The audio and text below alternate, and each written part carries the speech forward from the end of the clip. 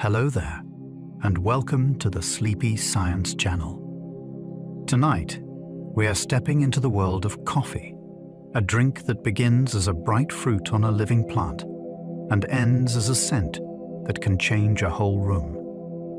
In that small cup, there is botany, climate, and culture. There is chemistry you can taste, and history you can still feel in the way people gather, talk, and think. Coffee has traveled across oceans and centuries. It has shaped mornings, meetings, and midnight pages. It can be clear and citrusy, or deep and chocolatey. And those differences begin long before the kettle ever warms. Soil, altitude, rain, and time all leave fingerprints. Even the water you brew with becomes part of the story. If you enjoy these gentle journeys, I invite you to like, subscribe, or share a thought below. It helps others find their way here too, one sleepy soul at a time. But for now, there's nothing you need to do but relax. Let your shoulders soften and allow your eyes to grow heavy as we wander through the science and wonder of coffee. Let's begin. Coffee is a seed, and we roast it to unlock aroma. Inside a coffee cherry, the part we prize is the plant's seed. It is built to survive. It carries stored food for a future sprout, wrapped in protective layers like parchment and silvery skin. When we roast that seed, we are not just making it brown. We are changing its structure, so locked-in flavors can finally escape. Heat drives off moisture. Pressure builds inside tiny cells. The seed swells and becomes more brittle, which is why it can be ground.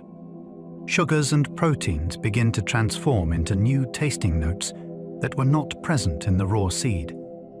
Then, when you grind and add hot water, those newly opened pathways let fragrance rise quickly.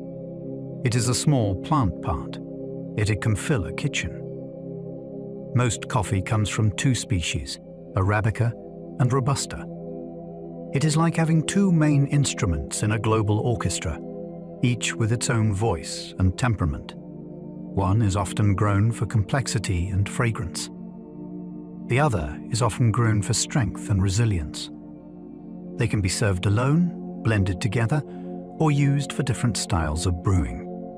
This matters because species influences what farmers can grow, where they can grow it, and what risks they face in a given year. It also shapes what drinkers expect in a cup. Some coffees feel light and layered. Others feel thick and direct. When you see these names on a bag, you are seeing a shortcut to a much larger story. It is a story of genetics, weather, and economics. It is also a story of taste traditions that differ by region. A cafe menu can look modern. Underneath, it often rests on this simple two-species foundation. Arabica usually tastes sweeter, and it carries less caffeine. This is one reason it became the darling of cafes that chase nuance. Many Arabica coffees lean toward fruit, florals, or caramel, and those flavors can feel vivid without needing much sugar. The plant is also fussy. It prefers steadier conditions, and it can be more vulnerable when disease pressure rises. That makes Arabica a crop of both beauty and risk.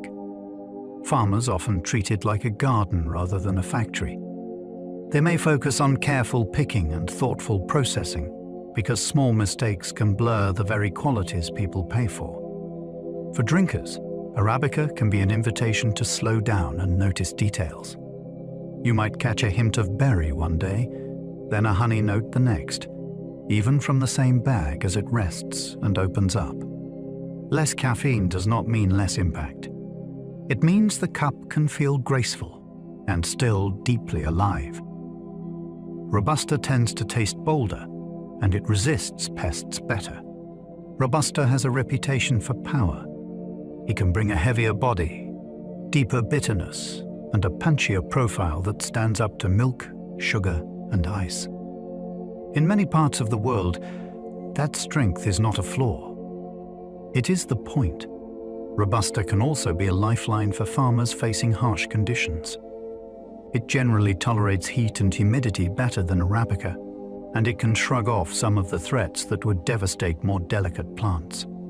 That resilience shapes markets and habits. It helps explain why Robusta plays such a large role in instant coffee and in certain espresso traditions where intensity is prized. It also explains why Robusta is at the center of modern experiments. Producers are finding ways to improve how it is grown and processed, aiming for cups that keep the strength while gaining sweetness and clarity. When people dismiss Robusta, they miss a story of survival, adaptation, and changing taste. The flat white grew famous, and milk texture is the key. The flat white rose to global fame because it highlights a particular kind of milk craft. It is built around espresso and finely textured steamed milk, with a thinner foam layer than many other cafe drinks. The goal is a smooth, paint-like texture that blends with espresso rather than sitting on top as a separate cap. That texture changes flavor. When milk is stretched and steamed properly, it tastes sweeter and feels silkier, and it helps espresso taste rounded without disappearing. The drink also emphasizes balance in size. Many flat whites are served smaller than a typical latte in some countries, which keeps the espresso presence clear and prevents the drink from becoming mostly milk. The result is a coffee that feels strong, yet not aggressive, and creamy, yet not heavy. It became popular because it sits in a sweet spot that many people want, especially when they are moving from black coffee toward milk drinks. It is a lesson that technique can create a whole new category of comfort. Each cherry usually holds 2 beans, pressed face to face. That pairing is the reason a coffee bean has a flatter side and a curved side. Inside the cherry, the 2 seeds grow in a snug little chamber, each one shaping the other as they mature. Between them sits a crease that later becomes a famous hiding place for chaff and oils during roasting. This geometry matters in the real world. It affects how evenly heat moves through the bean, and it influences how the bean fractures when it is ground. It even changes how water flows through a bed of coffee, because flat faces stack and pack differently than rounded ones. There is also a tactile surprise. When you split a roasted bean, you can see the history of its growth written into that central line. A fruit that looks simple from the outside is secretly a tiny 2-seed cradle, engineered for a future plant. A pea berry is 1 rounded seed, not the usual pair. Sometimes a coffee cherry forms only 1 seed, and that single seed grows plump and round because it has the whole space to itself. Farmers often separate these by sorting, since their shape changes how they roast. A rounded seed exposes heat more evenly on all sides, which can shift the pace of development in the roaster. Some roasters love them for this reason, and some treat them as a curiosity rather than a guarantee of quality. The real fascination is that it is a reminder of how variable nature can be. 2 seeds is the common plan, yet the plant occasionally writes a different version. In the cup, a peaberry lot can taste bright and focused, though results depend on the same factors that shape any coffee, like ripeness and care. Even so, the idea is charming. 1 cherry, 1 seed, 1 chance to become something distinct. Coffee processing begins within hours, or flavors can turn harsh. Once coffee cherries are picked, they keep living. Sugars continue to shift, enzymes keep working, and microbes in the air start moving in. If the fruit sits too long in a heap, heat can build inside the pile and the skin can split. That is when sour, boozy, or muddy flavors can appear before anyone has done anything wrong at the roaster. Good producers treat harvest day like a race against time. Cherries are carried quickly to sorting tables, where unripe or damaged fruit can be removed. Then the chosen method begins, and the clock finally feels under control. This urgency is easy to forget when coffee arrives in a neat bag. Yet the earliest hours after picking can decide whether a cup tastes clean and sweet, or whether it carries a rough edge that no brewing skill can hide. The best coffee is often the result of fast, calm choreography. Cappuccino foam insulates heat, keeping the drink warmer longer. Foam is not only decoration, it is physics you can drink. A thick layer of milk foam holds tiny pockets of air, and air is a poor conductor of heat. That means the foam slows heat loss from the coffee beneath it, helping the drink stay warm longer. It also changes how the drink hits your senses. The first sip passes through a softer, airy layer, and that can make the coffee feel gentler and more rounded, even when the espresso underneath is intense. Foam also carries aroma in a special way. Aromatic compounds can cling to the bubbles, so the smell can feel more concentrated right at the surface. This is why a cappuccino can feel so fragrant when you lift the cup. The craft lies in milk texture. Well-made microfoam feels glossy and integrated, not stiff or dry. When it is right, it gives structure to the drink, like a warm blanket that also delivers scent. Café au lait and latte differ because proportions and foam change. These two drinks can look similar, yet their balance tells a different story. Café au lait often uses brewed coffee as the base, then adds heated milk, which keeps the coffee flavor broad and open. A latte typically starts with espresso, then adds more milk, often with a layer of microfoam on top. That espresso base makes the drink taste more concentrated, even when the cup is large, because espresso carries intensity in a small volume. Foam matters too. A thicker foam layer changes how aroma reaches your nose, and it changes the first sip texture, making it feel lighter and airier before the liquid follows. The difference becomes obvious when you order them side by side. One feels like coffee made creamy. The other feels like espresso stretched into a smooth, structured drink. These are not just names. They are ratios, textures, and expectations, and they show how coffee culture can turn a simple pairing of coffee and milk into multiple distinct experiences. Espresso uses pressure to extract fast, creating creamer from trapped gases. Espresso is brewed in seconds, yet it tastes concentrated because pressure forces water through finely ground coffee. That push changes what gets pulled into the cup. Oils emulsify into the liquid, which adds weight and a silky feel. Meanwhile, carbon dioxide trapped in the roasted coffee meets hot water and bursts out. Under pressure, that gas forms tiny bubbles that become crema, a foam that can hold aromas at the surface. Crema is not just decoration. It is a sign of fresh roast and proper extraction, although it can also be influenced by the coffee itself and the grinder. Espresso is also unforgiving. Small shifts in grind size, dose, or tamp can swing the taste from sharp to muddy. When it is right, the result is layered. You might notice sweetness, bitterness, and brightness arriving in sequence. It is a quick brew with a long finish. Decaf still contains caffeine because removal is never perfect. Decaffeination is not a magic switch. It is a careful separation problem. Caffeine sits among many flavorful compounds that roasters want to keep, so the challenge is to remove one thing without stripping everything else. Different methods solve this in different ways. Some use water to draw out caffeine, then pass that water through filters that capture the caffeine while leaving many flavor molecules behind. Others use carbon dioxide under pressure, which can act like a selective solvent. There are also approaches that use food-safe solvents applied with strict controls.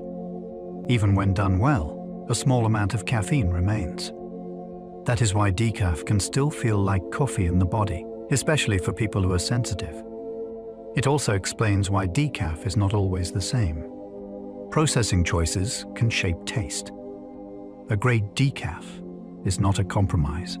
It is proof of skill and careful chemistry. The same bean can taste wildly different, depending on roast and water. Coffee is not a single flavor hiding inside a bean. It is a set of possibilities that your brewing choices reveal.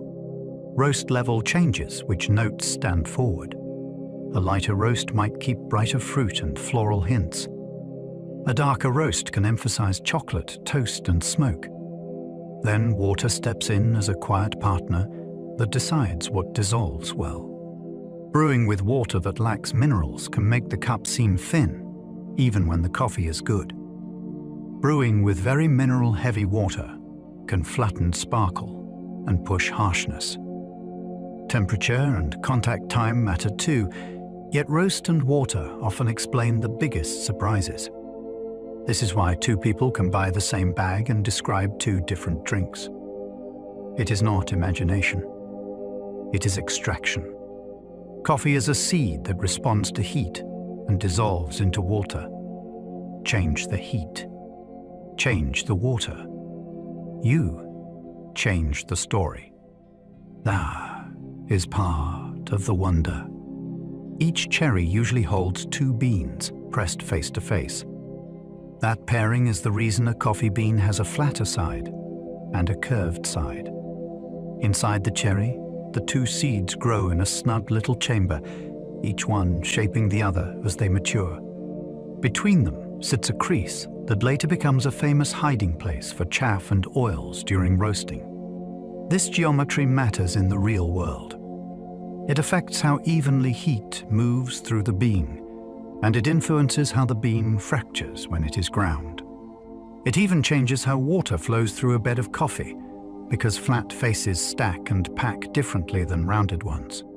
There is also a tactile surprise. When you spit a roasted bean, you can see the history of its growth written into that central line. A fruit that looks simple from the outside is secretly a tiny two-seed cradle, engineered for a future plant. A pea berry is one rounded seed, not the usual pair. Sometimes a coffee cherry forms only one seed, and that single seed grows plump and round because it has the whole space to itself. Farmers often separate these by sorting, since their shape changes how they roast. A rounded seed exposes heat more evenly on all sides, which can shift the pace of development in the roaster. Some roasters love them for this reason, and some treat them as a curiosity rather than a guarantee of quality. The real fascination is that it is a reminder of how variable nature can be. Two seeds is the common plan, yet the plant occasionally writes a different version. In the cup, a pea berry lot can taste bright and focused, though results depend on the same factors that shape any coffee, like ripeness and care. Even so, the idea is charming. One cherry, one seed, one chance to become something distinct. Coffee processing begins within hours, or flavors can turn harsh. Once coffee cherries are picked, they keep living. Sugars continue to shift, enzymes keep working, and microbes in the air start moving in. If the fruit sits too long in a heap, heat can build inside the pile, and the skin can split. That is when sour, boozy, or muddy flavors can appear before anyone has done anything wrong at the roaster. Good producers treat harvest day like a race against time. Cherries are carried quickly to sorting tables where unripe or damaged fruit can be removed. Then the chosen method begins, and the clock finally feels under control. This urgency is easy to forget when coffee arrives in a neat bag. Yet the earliest hours after picking can decide whether a cup tastes clean and sweet, or whether it carries a rough edge that no brewing skill can hide. The best coffee is often the result of fast, calm choreography. Caffeine evolved as a plant defense, and insects can't stand it. For a coffee plant, caffeine is not a morning pick-me-up. It is closer to a chemical shield. In the wild, leaves and seeds face constant threats from hungry insects.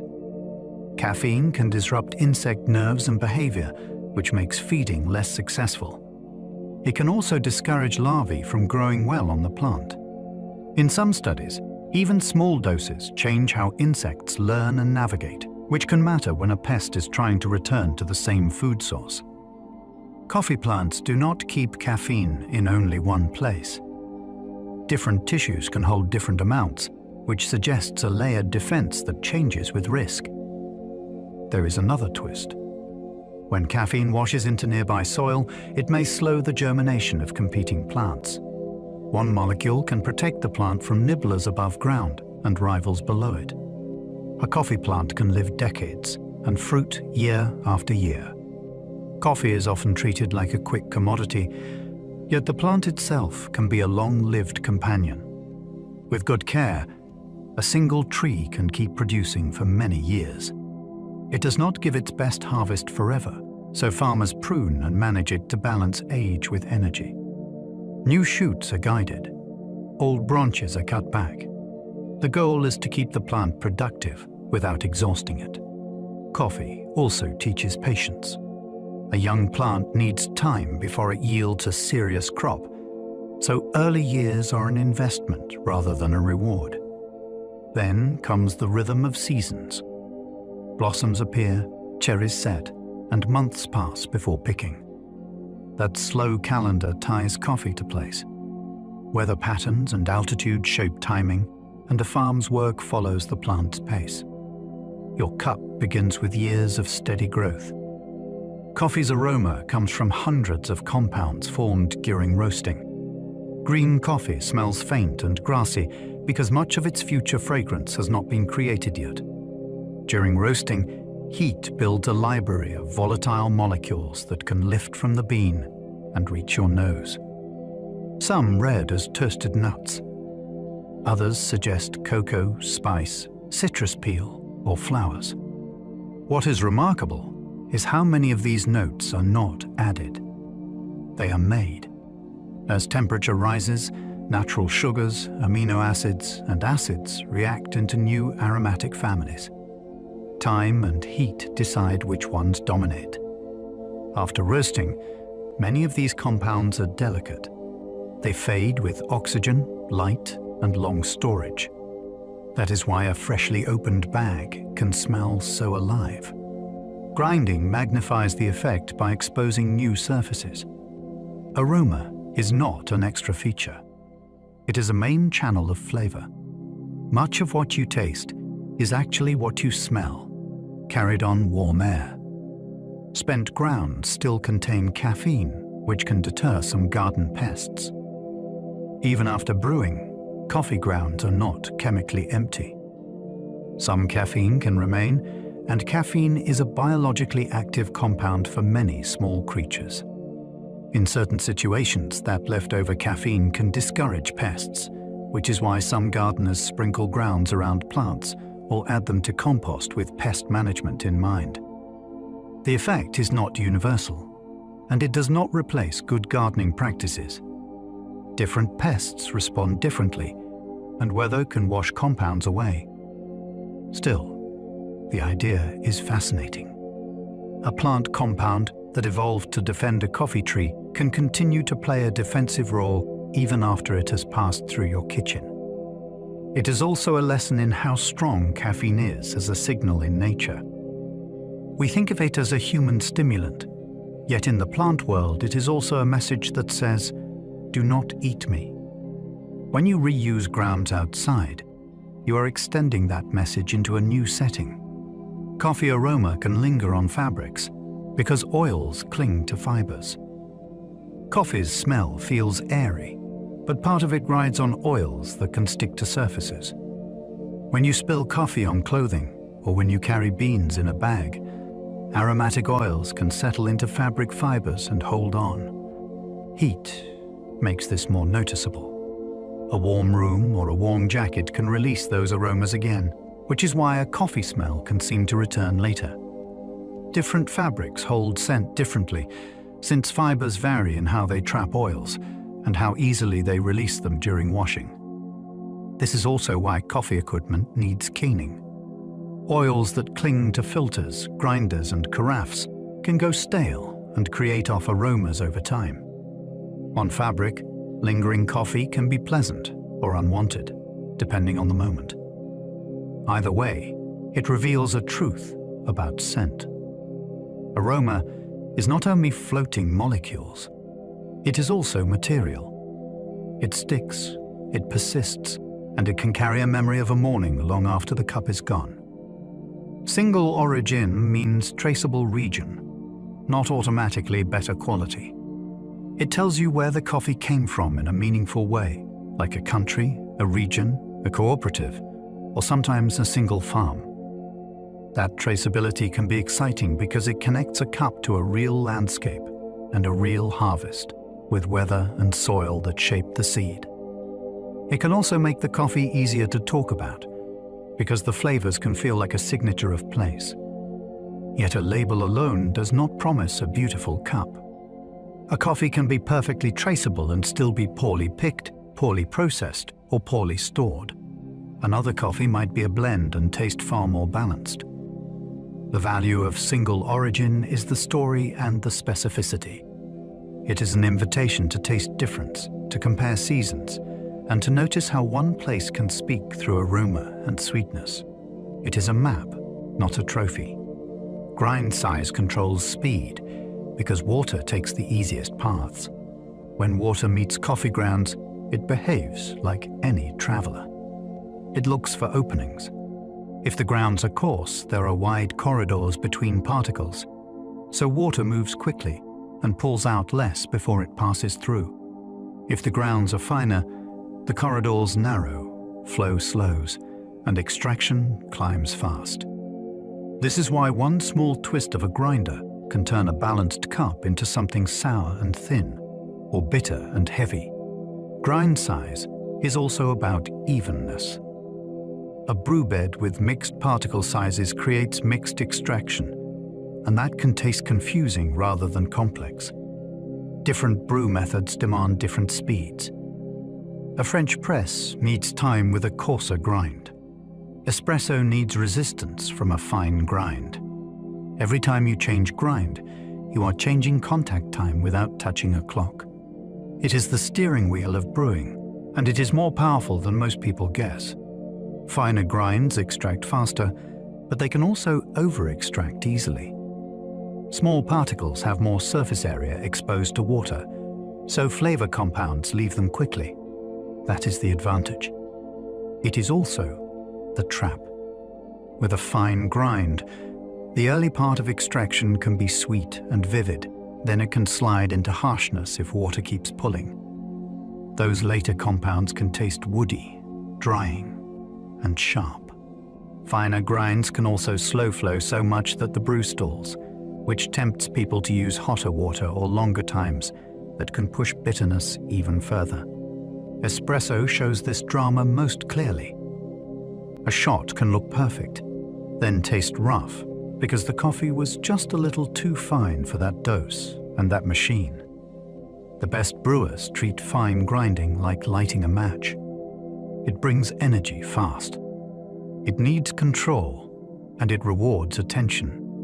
When it is right, the cup feels concentrated and sweet. When it is wrong, it feels like the coffee is scolding you. Burr grinders beat blades because they produce fewer dusty fines.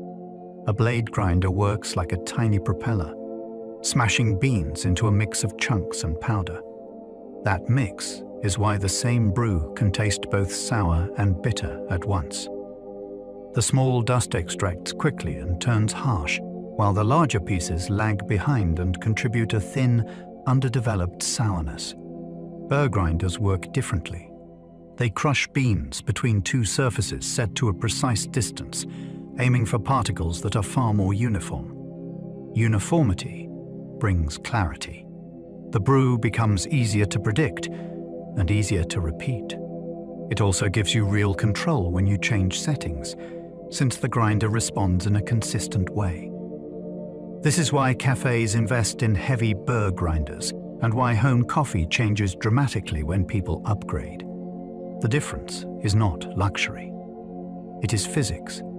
A burr grinder turns coffee from a gamble into a craft you can actually steer. Brewing temperature matters, because cooler water extracts less sweetness. Hot water is a powerful solvent, and heat helps it dissolve the sugars and aromatic compounds that make coffee taste satisfying.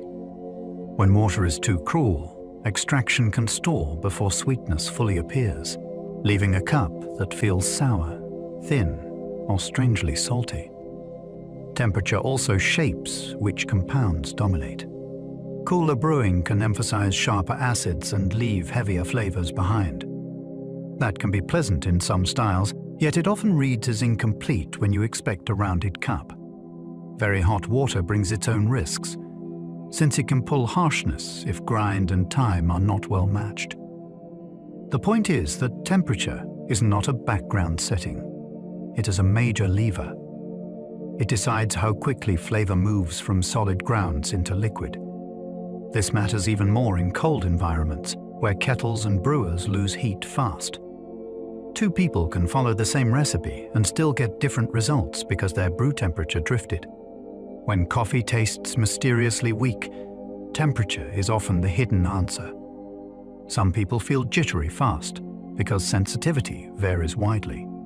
Jitters are not a character flaw. They are biology. Caffeine sensitivity differs for many reasons, including genetics, stress levels, sleep debt, and how much caffeine you usually consume. A person who rarely drinks coffee can feel a quick surge from a small cup, while a daily drinker might feel almost nothing from the same dose. Sensitivity also shows up in the body, not just the mind.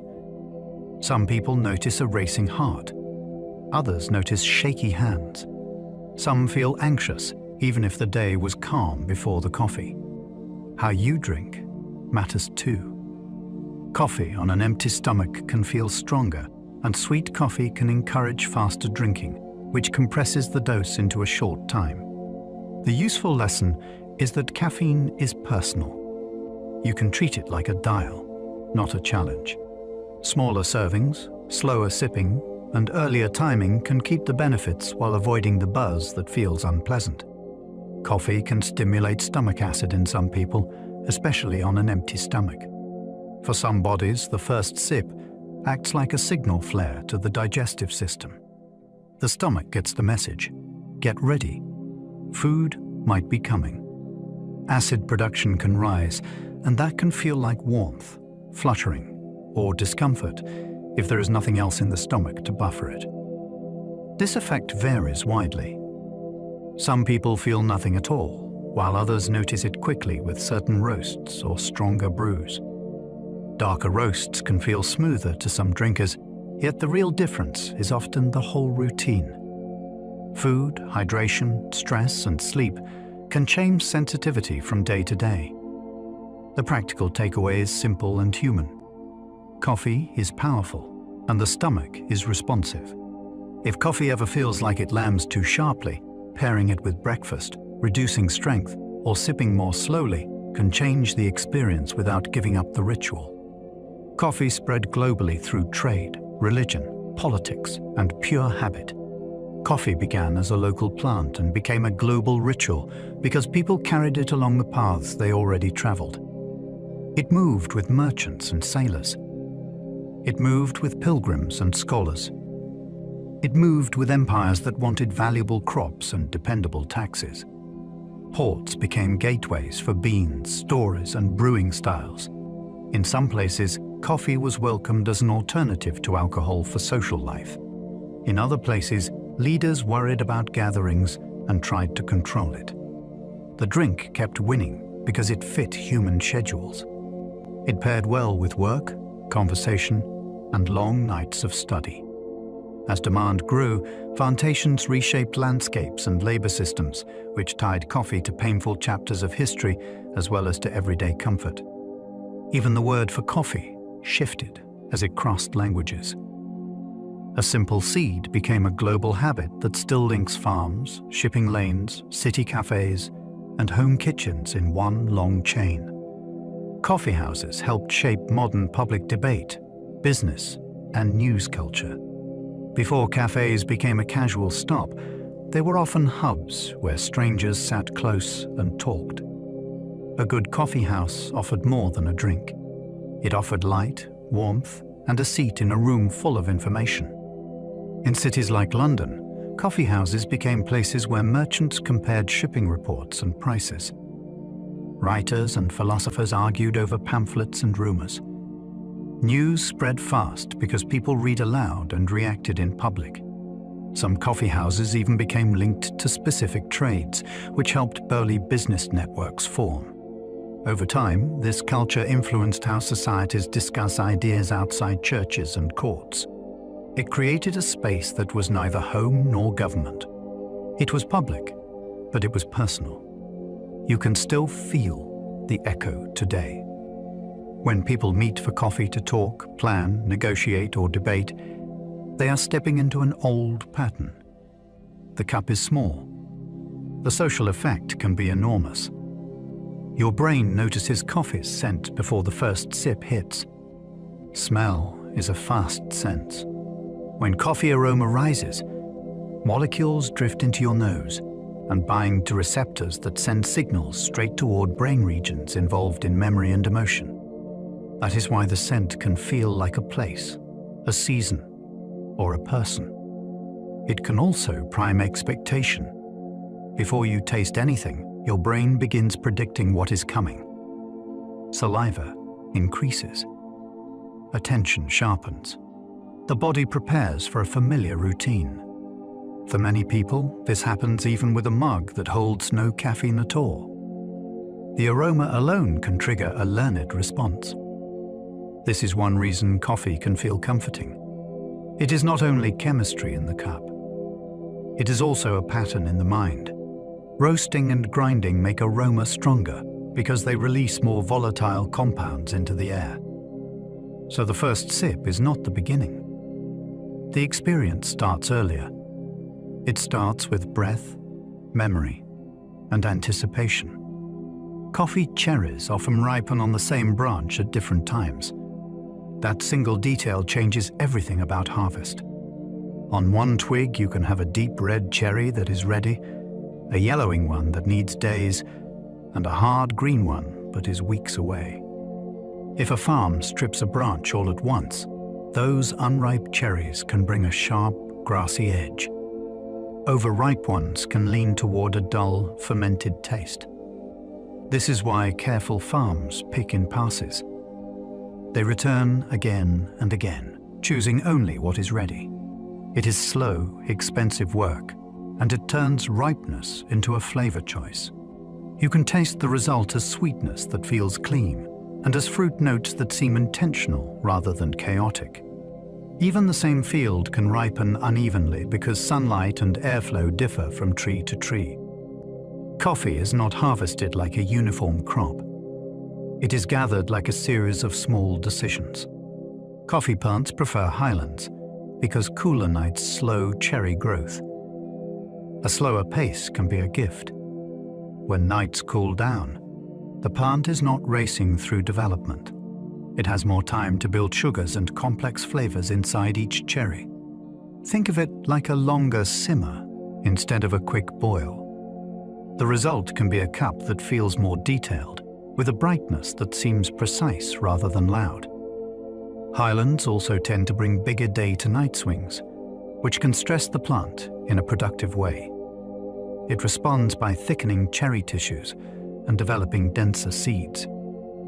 Those denser seeds can roast differently, and they often reward careful profiles with vivid aromas. Of course, highlands are not easy. Steep terrain makes farming harder and transport slower. Weather can turn quickly. Yet across many coffee regions, mountains became famous for a reason. Elevation is not a guarantee of quality, but it can set the stage for coffee that tastes like it had time to become itself. Altitude can sharpen acidity by changing how sugars develop. In coffee, acidity is not about sourness. It is about a bright, lively edge that can remind you of citrus, berries, or crisp apples. Altitude can encourage that sparkle because cooler conditions slow how the cherry matures. With more time, sugars and acids can balance in a way that feels energetic rather than harsh. This is why some high-grown coffees seem to lift off the tongue. The flavors arrive with clarity and then drift into sweetness. Altitude also changes sunlight intensity and cloud patterns, which can influence how the plant photosynthesizes through a season. Even within one region, a difference of a few hundred meters can shift the cup from round and chocolatey to bright and fruit-forward. That is why altitude is printed like a badge on some bags. It is not just a statistic. It is a clue about the pace of growth and about the kind of brightness you might taste when you take that first sip. Shade-grown coffee can support biodiversity when forests are preserved. A coffee farm can be a monoculture field, or it can be a layered habitat with trees above and coffee below. In a well-managed shade system, taller trees protect soil from harsh sun, reduce erosion, and offer homes for birds and insects. Those birds can help control pests. Leaf litter can feed the ground. The farm becomes less like a factory and more like an ecosystem. This matters for taste too, because healthier soils and steadier microclimates can support consistent ripening. Shade systems are not automatically perfect. If shade is too dense, productivity can drop and diseases can spread. The best results come from balance and from local knowledge. Still, when shade-grown coffee is done with real forest stewardship, it can protect corridors of life in regions where habitat is under pressure. Your morning drink can connect to canopy trees, migrating birds, and the quiet work of soil organisms. It can be agriculture that leaves room for the wild. Coffee roots dislike waterlogged soil, so drainage matters hugely. Coffee can handle rain, but it cannot handle drowning. When soil stays saturated, roots struggle to breathe, and the plant weakens from below. That weakness can show up as yellowing leaves, poor flowering, and cherries that never fully develop. Good drainage is like good sleep. You do not notice it when it works, but you feel it when it fails. Farmers shape fields to help water move. They use contour planting on slopes, and they choose soils that do not turn into a sealed puddle after every storm. In fertile areas, they may build raised beds or channels to carry excess water away. Drainage also affects flavor. Stressed roots can lead to uneven cherry growth, which can translate into cups that feel muddled. When you taste a coffee that seems clean and steady, there is often quiet engineering behind it. The romance of coffee begins underground. It begins with air spaces between soil grains and with roots that can breathe. Coffee flowers can bloom suddenly, often after rainfall triggers them. For much of the year, the plant can look calm, even ordinary. Then rain arrives, and the next morning a farm can seem transformed. Coffee blossoms open in bursts, covering branches with small white flowers that can smell sweet and fresh. That bloom is not just pretty. It sets the schedule for everything that follows. The timing of flowering influences when cherries will be ready, and it can create multiple waves of ripeness if rains come in pulses. Farmers watch the weather with the focus of stage managers. A rain at the right moment can synchronize flowering and make harvest more predictable. A scattered pattern can stretch harvest and raise costs. Flowering also signals how sensitive coffee is to climate. When rainfall shifts, bloom timing can shift with it. In the cup, you may never think about flowers, yet those brief blossoms are the first chapter of the harvest story. They are the moment when a year's work becomes visible, almost overnight. One plant can show 2 harvest seasons, depending on local climate. Near the equator, the usual 4-season rhythm does not always apply. Instead, rainfall patterns can create more than one cycle of flowering and fruiting in a year. In some regions, that means 2 distinct harvest periods. It can also mean a long harvest with a clear peak, then a second, smaller wave months later. This double rhythm shapes local life. Labor needs rise and fall twice. Mills and drying patios can be busy, then quiet, then busy again.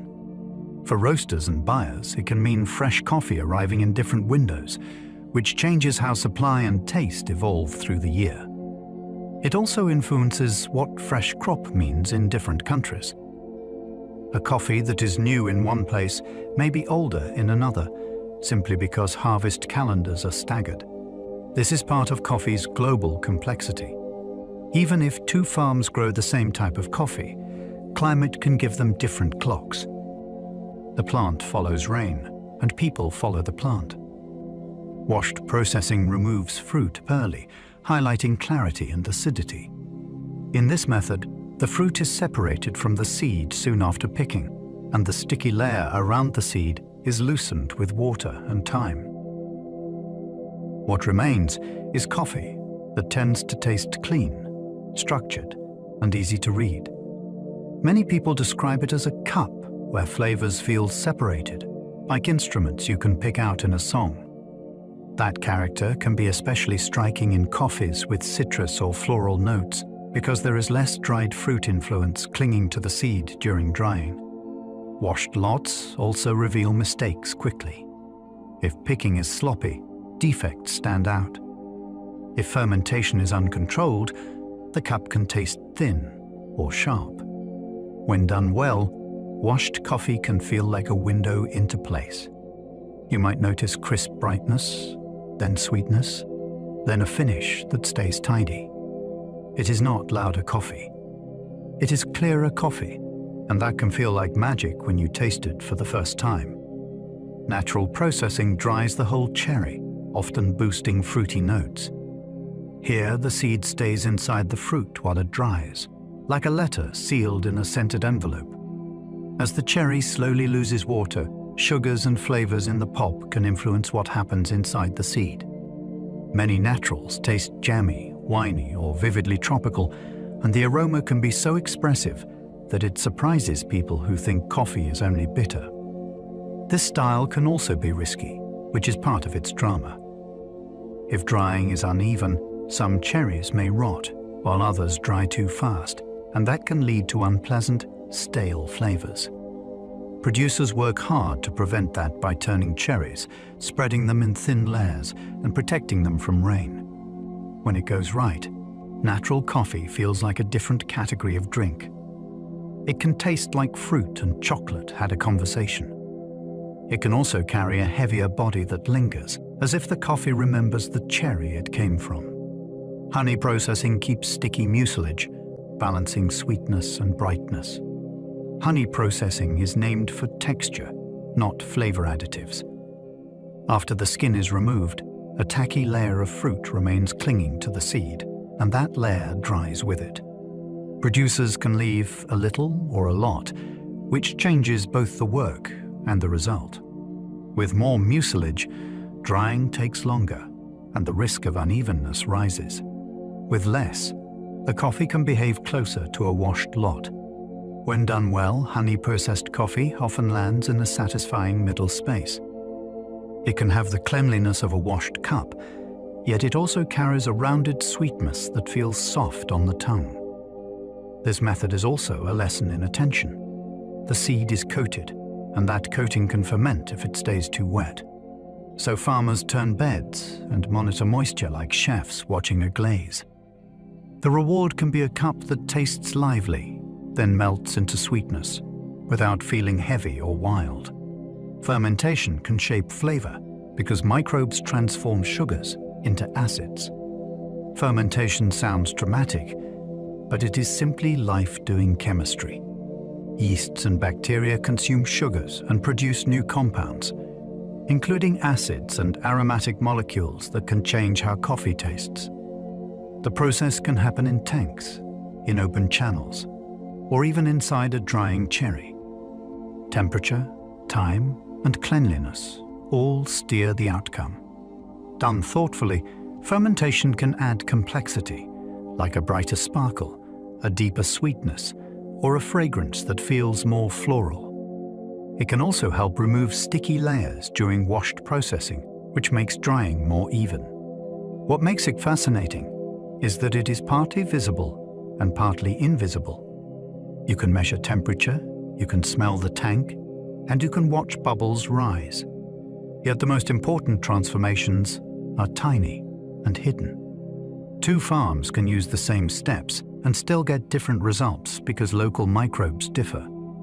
In that sense, fermentation is a fingerprint of place. It is a quiet partnership between farmer and microscopic world, and it can turn good coffee into unforgettable coffee. Too much fermentation creates off flavors, even if roasting is perfect. When fermentation runs too long, the cup can shift from lively to unpleasant. Instead of clean fruit notes, you might taste sharp vinegar, cheesy funk, or a dull, muddy heaviness that crowds everything else out. This is why skilled producers treat fermentation like bread baking. You cannot simply set a timer and walk away. You have to watch conditions and respond. Heat speeds the process. Cool slows it. A tank filled too deeply can behave differently from a shallow one. Even the ripeness of the cherries changes how quickly sugars are eaten. If the coffee crosses the line, roasting cannot rescue it. Heat can smooth rough edges, but it cannot erase compounds that were created earlier. In the worst cases, those flavors get louder after roasting, because aroma carries them straight to your senses. This is a hard truth, yet it is also part of what makes great coffee impressive. A delicious cup is not luck. It is control, restraint, and good timing. The best producers know when to stop, even when the process still seems active. Drying speed matters because uneven drying can trap unwanted tastes. Drying is not just about getting coffee to a safe moisture level. It is about doing it evenly, so the seed does not crack under stress or develop sour pockets of fermentation. If the surface dries too fast, it can form a hard shell that slows moisture leaving the center. Then the outside feels ready, while the inside still holds water. That mismatch can lead to instability during storage, and it can create strange flavors that show up later as staleness or a rough finish. On the other hand, drying too slowly can invite mold and over-fermentation. Producers solve this with craft and patience. They spread coffee in thin layers. They rake it like careful gardeners. They move it under cover when clouds roll in. They sometimes finish drying in raised beds that let air circulate from below. Drying is where sunlight, wind, and human attention meet. It is easy to think the hard work ends after harvest. For coffee, drying is often where quality is either protected or lost. Storage humidity can dull flavor, even before roasting starts. Coffee is hygroscopic, which means it trades moisture with the air around it. If green coffee sits in a humid space, it can absorb water, and that changes how it will roast later. A roaster might notice the coffee behaving unpredictably, with heat moving differently through the seed. Even before roasting, humidity can encourage mold growth or musty odors, especially if the coffee is stored too warm. If the air is too dry, the beans can lose moisture and become brittle, which also alters roasting behavior and can reduce sweetness. Good storage is a quiet science. Producers and importers use protective packaging, stable temperatures, and careful warehouses, so the coffee arrives tasting like its best self. This is one reason 2 bags from the same farm can taste different months apart. The journey does not end when the coffee is dried. It continues through rooms and containers where air, time, and moisture keep writing the story. Green coffee is stable longer, but it still ages and fades. Before roasting, coffee is called green because it is unroasted seed. It travels better in this form, yet time still leaves a mark. Aromas slowly soften, and the cup can lose sparkle even if nothing smells obviously wrong. Some coffees drift toward papery notes, while others simply become quieter and less sweet. Heat, oxygen, and humidity speed that change, which is why storage is treated like protection rather than convenience. Many producers and importers use dense bags and careful warehouses to keep the seed's chemistry steady. There is also a seasonal rhythm. Freshly harvested coffee can taste lively and structured, while older lots may feel flatter and less distinct. Roasters learn to adjust heat and timing to compensate, though there are limits to what technique can restore. In a way, green coffee is like a paused story. It waits, but it does not stand still. Roasting triggers Maillard reactions, building nutty and caramel notes. When heat rises in the roaster, sugars and amino acids begin reacting in a cascade that creates new aromas. This is called the Maillard reaction, and it is one of the main reasons roasted coffee smells like comfort. It can produce notes that suggest toast, nuts, cocoa, or baked bread. The magic is that these scents are built during roasting, not carried in as ingredients. The pace matters. If the heat climbs too fast, the outside can darken while the inside lags behind. If it climbs too slowly, flavors can taste baked and dull. Roasters steer this turning point by listening, watching color, and tracking smell as it shifts from grassy to sweet to rich. The same batch can move from light and crisp to warm and rounded with only small changes in timing. That is why roasting is both craft and chemistry. It turns a mild seed into something that smells like a whole cafe. Roasting also drives caramelization, changing sugars into deeper flavors.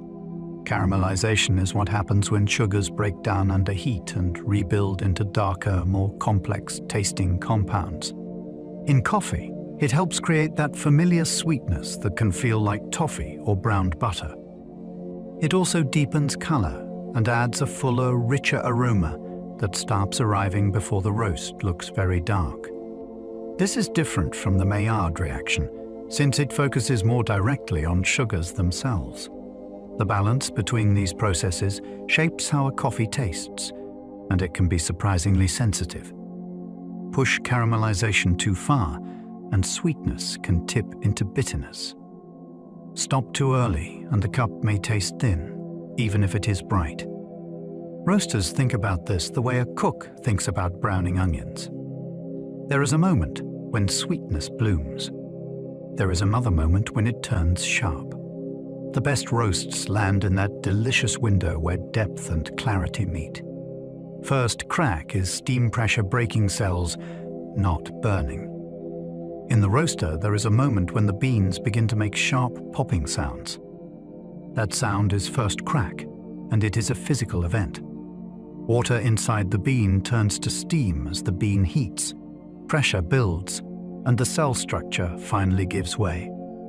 The bean expands, and its surface becomes more porous and brittle. This matters because it changes how heat moves and how flavor develops from that point forward. Many roasters treat first crack like a doorway. Before it, the bean is still building the foundation of sweetness and aroma. After it, darker and more intense flavors can develop more quickly. It is also a moment you can hear, which makes roasting feel alive and responsive. You are not guessing at a timer. You are listening to a material change. That is why first crack is such a teaching tool. It turns roasting from mystery into something you can sense in real time. Dark roasts taste smoky because more compounds break down. As roasting continues past the stage where sweetness is prominent, the chemistry shifts. Some flavor compounds begin to fracture into simpler molecules, and the surface oils can become more noticeable. This is where smoky, charred, or bittersweet notes can dominate. The cup can feel heavier and more uniform, which many people love because it tastes bold and familiar. It also changes aroma. Instead of fruit and flowers, you may smell toast, spice, and something like campfire. Dark roasting can hide defects in the green coffee, but it can also hide the coffee's original character. That trade-off is part of its appeal. The taste becomes about roast craft rather than origin nuance. Dark roasts also tend to dissolve readily, so extraction can feel easier in many home brewers. When people say a coffee tastes strong, they often mean it tastes dark. It is intensity built by heat, and it has its own devoted culture. Light roasts keep origin character, because less of it is roasted away. With lighter roasting, the goal is restraint. The roaster stops earlier, so the coffee can keep more of what it carried from the farm, like fruit tones, florals, and a crisp kind of brightness. These coffees can taste surprisingly vivid. Some cups hint at citrus. Others suggest stone fruit or tea-like delicacy. This style also asks more of the brewer. Light roasts are denser and less soluble, so they can punish a careless grind or a too cool brew. When brewed well, they can feel like tasting geography. You notice differences between regions and varieties more clearly because the roast is not taking center stage. Light roasting is not about being weak. It is about being specific. It invites you to listen closely to detail rather than volume. For many drinkers, the first great light roast is a revelation. It breaks the idea that coffee must taste bitter to taste like coffee. It can taste bright, sweet, and still deeply satisfying. Roasted beans release carbon dioxide for days, changing extraction behavior. After roasting, coffee is full of trapped carbon dioxide created by heat. Over time, that gas escapes, slowly and unevenly, through tiny pathways in the bean. This has a real effect on brewing. Too much gas can interfere with water contact, which can lead to uneven extraction and a cup that feels sharp or hollow. As the days pass, brewing often becomes more stable. Flavors can open up, and sweetness can become easier to find. You can notice this in the bloom of a pour-over, where fresh coffee puffs and foams as gas rushes out. Espresso is especially sensitive because pressure and fine grinding amplify everything. Roasters often package coffee with one-way valves, so gas can escape without letting oxygen rush in. That little valve is a quiet acknowledgement of a living process. Roasting does not end when the heat stops. The beans keep changing as they breathe out, and your best cup may arrive a few days later. Fresh beans can resist water because trapped gas blocks wetting. When very fresh coffee meets hot water, the grounds can act like they are trying to float away from the brew. That is carbon dioxide pushing back. Gas trapped in the grind creates tiny pockets that water struggles to penetrate, and that can make extraction uneven. Some particles get soaked and give up flavor quickly, while others stay dry in the middle and contribute little. Brewers develop simple solutions that feel almost ceremonial. Pour-over drinkers often use a short pre-wetting step called a bloom, which allows gas to escape and helps water reach more surfaces.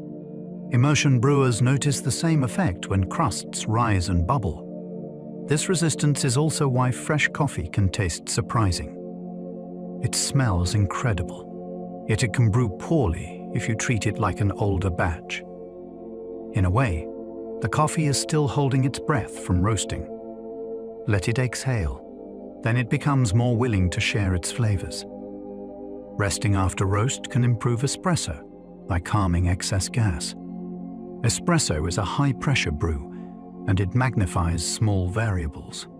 When beans are too fresh, extra carbon dioxide can cause channeling. Water finds weak spots in the puck, races through them, and leaves other areas under-extracted. The result can taste sharp, thin, or oddly unbalanced, even with good technique. Resting helps because it reduces the gas load and makes flow more predictable. Many baristas learn the personality of each coffee. Some taste best after a short rest. Others come alive after a longer pause. During this time, aroma can become clearer, and sweetness can feel easier to reach. This is not a rule that replaces skill, but it is a powerful lever. It also creates anticipation. A coffee can smell amazing on day one then pull its best shot on day 5. You are not only brewing. You are meeting the coffee at the moment it wants to be brewed. Roasting profiles are recipes tuned to bean density and moisture. 2 coffees can look similar in the green, yet behave like different materials once heat touches them. A dense, high-grown coffee can absorb heat slowly and demand a steadier approach. A softer, lower-density coffee can heat quickly and risk tipping into harshness if pushed. Moisture content matters too, since wetter beans need more energy early to drive off water, and drier beans can race ahead. Roasters respond with profiles, which are planned changes in heat and airflow through time. The profile is not just about reaching a final color. It is about shaping how the coffee develops along the way. That is why roasting looks like cooking. You adjust for the ingredient. You choose a pace. You aim for balance. Great roasters keep notes and repeat what works, though they also respond to each harvest since crops change year to year. In the end, the profile is a bridge. It carries what the farm grew into the flavors your cup will reveal. Even tiny fines can add bitterness by extracting too quickly. Fines are the smallest particles in a grind, and they behave like flavor accelerators. Because they are so small, water can strip them fast, often pulling bitter and drying compounds early in the brew. Fines also migrate. In pour over brewing, they can settle into the filter and clog it, which slows the flow and pushes extraction even higher. That can make a cup taste heavy, dull, and overly intense, even when your recipe seems correct. Different beans create different amounts of fines, especially when roasted darker or when the bean structure is fragile. Different grinders create different fines too, which is one reason 2 grinders set to the same size can taste nothing alike. Brewers manage fines with technique. They adjust pouring to avoid stirring them into a paste. They sometimes sift for certain brew styles. It is a reminder that coffee is not just flavor. It is a physical material, and tiny particles can steer the whole outcome. Water chemistry changes taste because minerals affect solubility and balance. Coffee is mostly water, so the water's character becomes part of the drink's character. Minerals like calcium and magnesium help pull certain flavorful compounds out of the grounds, which can increase sweetness and body. The wrong mix can do the opposite. Some water makes coffee taste flat, as if the flavors cannot lift off the tongue. Other water makes coffee taste harsh, as if bitterness has been turned up. Water chemistry also affects aroma. The same beans can smell more vivid when extraction is balanced, because the brew carries those volatile compounds more effectively to your senses. This is why coffee can taste different from one city to another, even in the same cafe chain. It is also why many serious cafés filter and remineralize their water. They are not trying to be fancy. They are trying to be consistent. Water is not a neutral background. It is an ingredient with its own invisible personality, and it can make coffee either shine or sulk. Too soft water can taste flat because extraction lacks structure. Very low mineral water can struggle to pull enough from coffee grounds, especially the compounds that give a cup its satisfying sweetness and roundness. The result can feel empty, even when the coffee smells promising. It can taste like the notes are present but thin, as if the cup has no backbone. People sometimes respond by grinding finer or brewing longer, but that can bring out bitterness without delivering the missing fullness. This is a frustrating kind of bad cup, because it does not announce itself with an obvious flaw. It simply feels underwhelming. Soft water also affects espresso, where extraction needs the right chemistry to build body and balance. Many baristas describe it as chasing their tail. The coffee never settles into a repeatable sweet spot. The surprising lesson is that a little mineral content can be a good thing. It helps flavors dissolve in a way that feels complete. Coffee is a solution, and soft water can make that solution too sparse to satisfy. Too hard water can mute brightness by binding flavorful acids. Water with very high mineral content can grab onto certain compounds in coffee, especially acids that contribute to a lively, sparkling taste. Instead of a bright, clear cup, you can get something duller and heavier, as if the top notes have been padded down. Hard water can also create a chalky mouthfeel, and it can leave scale in kettles and espresso machines that changes temperature and flow over time. That mechanical impact becomes a flavor impact, since brewing depends on stable heat and pressure. People often blame the beans when this happens, yet the real culprit can be the tap. A coffee that should taste like citrus or berries may come across as muted cocoa and bitterness, simply because the water is dragging the profile toward the ground. Cafés take water seriously for this reason. They tune it to preserve brightness while still extracting sweetness. Good water lets a coffee sing. Overly hard water can make it sound like it is singing through a thick wall. A bloom releases trapped gas, helping water contact more coffee. When you pour a small amount of water over fresh grounds, you often see a puffing, bubbling rise. That is carbon dioxide escaping as the grounds first get wet. Without a bloom, gas pockets can keep water from reaching some surfaces, which means parts of the coffee never truly participate in extraction. Blooming is a simple pause that improves fairness. It gives the brew a chance to become evenly wet, so later pours can extract more consistently. The bloom also tells you a story. A lively bloom often signals fresher roasting or fresher grinding, while a quiet bloom can suggest older coffee or a very dark roast that behaves differently. Some brewers swirl or stir during bloom to help wet all particles, though too much agitation can bring fines into trouble. Blooming is not a ritual for its own sake. It is a practical step that makes the bed behave more predictably. It turns the first moments of brewing into a preparation phase, like opening a door before walking through.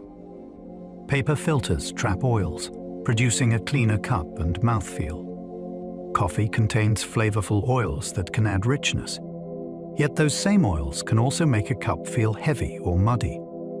Paper filters catch many of them, along with tiny particles that would otherwise slip into the drink. The result is often clearer and brighter, with distinct flavors that feel easier to identify. This is one reason pour-over coffee can taste so articulate, even when brewed from the same beans as a French press. Paper also influences aroma. By holding back some heavier compounds, it can emphasize lighter notes that drift up from the cup. Different papers make different results too. Some add little of their own taste if rinsed well. Others can introduce a faint papery note if neglected. Filter thickness affects flow rate, which then affects extraction. So a simple sheet of paper becomes a quiet piece of engineering. It shapes texture, clarity, and balance, and it can turn the same coffee into a very different experience without changing anything else. Metal filters pass oils, giving coffee a heavier texture. A metal filter works like a wide gate instead of a fine net. It lets more natural coffee oils and tiny particles pass into the cup, and that changes the experience right away. The mouthfeel becomes thicker, sometimes almost creamy, even without milk. Flavors can feel rounder and darker, and the finish can linger longer on the tongue.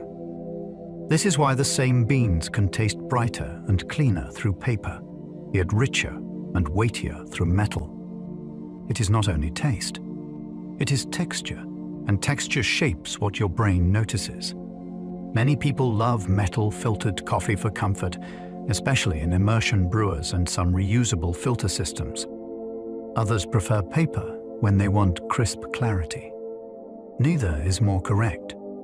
They are two different interpretations of the same roasted seed, like hearing a song through speakers versus headphones. cold brew extracts slowly, often lowering perceived acidity and bite. Cold brew feels smooth because cold water moves through coffee chemistry at a different pace. Many of the sharp, bright sensations people associate with hot coffee show up less, while deeper notes like cocoa and toasted sweetness can take the lead. The long steep also pulls out plenty of soluble material, so the drink can be strong without tasting aggressive. It is a quiet kind of intensity. It also changes how aroma behaves. Because the drink is cold, fewer aromatic compounds rise into the air, so flavor can feel softer and more muted until it warms on your tongue. Cold brew concentrate adds another layer of flexibility. You can dilute it with water, add milk, or pour it over ice without losing the core character. Done well, it tastes like a different beverage, not just coffee served cold. It is a slow extraction that turns time into a flavor tool. Iced coffee and cold brew differ because one is brewed hot. Iced coffee starts with hot water, which pulls out aromas and bright notes quickly. Then the brew is cooled fast. That path tends to keep more of the lively, high-tone flavors people love in hot coffee, even when it is poured over ice. Cold brew takes the opposite route. It begins cold and stays cold, which often produces a smoother profile with less sharpness. The difference can be dramatic with the same beans. Iced coffee can taste crisp and vivid, while cold brew can taste round and chocolatey. The brewing choices also change how you manage dilution. Hot brewed coffee can get watery if ice melts too much. So many people brew it stronger or chill it before serving.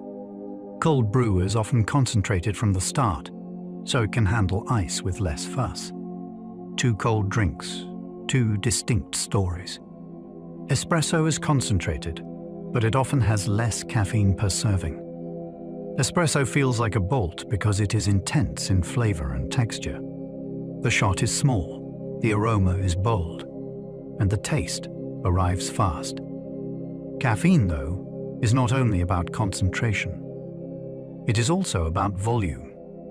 A typical espresso serving is much smaller than a full mug of brewed coffee, so the total caffeine can end up lower, even if the drink tastes stronger.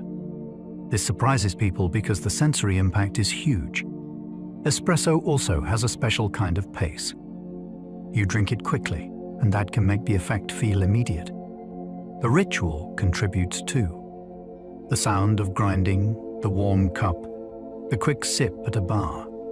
All of it tells your brain, wake up now. Espresso is a reminder that flavor intensity and caffeine dose are not the same measurement. One is about how much is dissolved per sip. The other is about how much you drink in total. Drip coffee can carry more caffeine because people drink more volume. A standard drip cup looks ordinary, yet it can deliver a bigger caffeine load simply because it is a larger drink. Water has more time and more space to pull caffeine from grounds, and then you actually consume more liquid. That combination adds up.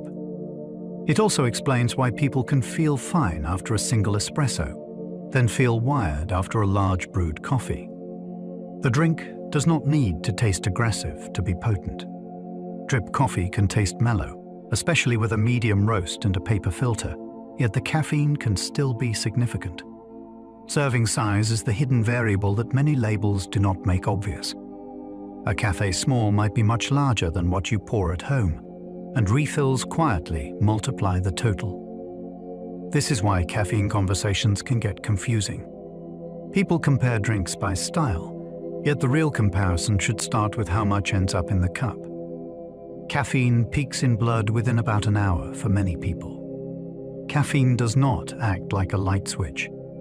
After you drink coffee, it is absorbed through the digestive system and enters the bloodstream, and the rise happens over time. For many people, levels tend to climb toward a peak within about an hour, which is why the full effect can arrive after you have finished the cup. The timing can shift with food, hydration, and individual biology, so two people can drink together and feel the lift at different moments. This delayed peak also explains a common mistake. Someone drinks a second cup too soon because they think the first did nothing, then both waves arrive close together. The body experiences that as a sudden surge. Understanding the arc can make coffee feel more predictable.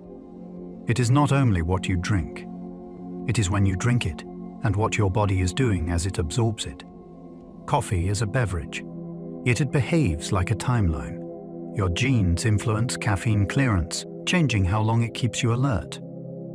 Two friends can share the same coffee and live in different worlds afterward. One feels focused and fine.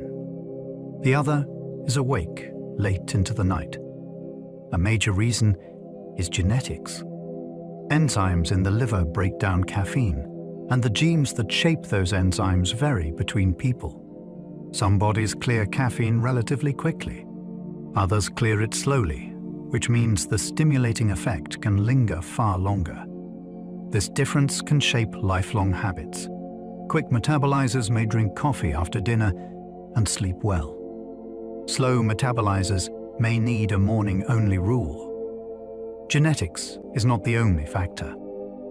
Age, pregnancy, certain medications, and overall liver health can shift clearance too. Still, the genetic piece is a powerful clue for why advice feels inconsistent. When someone says coffee never bothers their sleep, they may be telling the truth about their biology.